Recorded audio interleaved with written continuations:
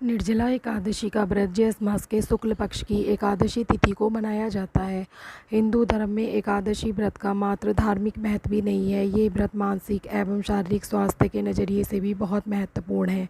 एकादशी का व्रत भगवान विष्णु की आराधना को समर्पित है। इस एकादशी का व्रत करके श्रद्धा और सामर्थ्य के अनुसार दान करना चाहिए। इस दिन विधि पूर्वक जल कलश का दान करने वालों को पूरे साल भर की एकादशियों का फल मिलता है। इस प्रकार जो इस पवित्र एकादशी का व्रत करता है वह समस्त पापों से मुक्त हो जाता है। निर्जला एकादशी व्रत की कथा।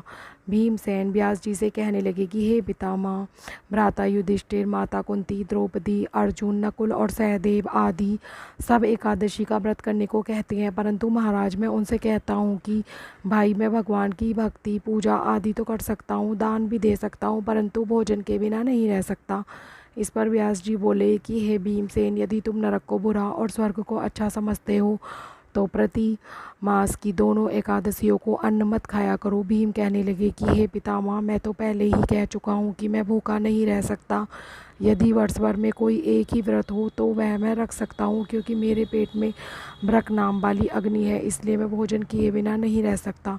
भोजन करने से वह शांत रहती है, इसलिए पूरा उपवास तो क्या, एक समय भी उपवास मैं नहीं कर सकता हूँ।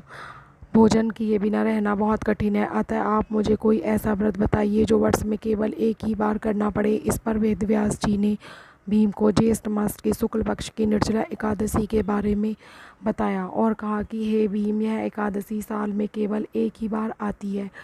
यदि तुम विधि विधान पूर्वक इस व्रत का पालन करोगे तो तुम्हें निश्चय ही साल भर की सभी एकादशियों का फल प्राप्त होगा, किंतु यह व्रत बहुत कठिन होता है। इस पर भीम बोले कि हे मुनि, मैं यह व्रत अवश्य ही करूँगा। और फिर भीम ने पूरे विधि विधान से इस व्रत का पालन किया।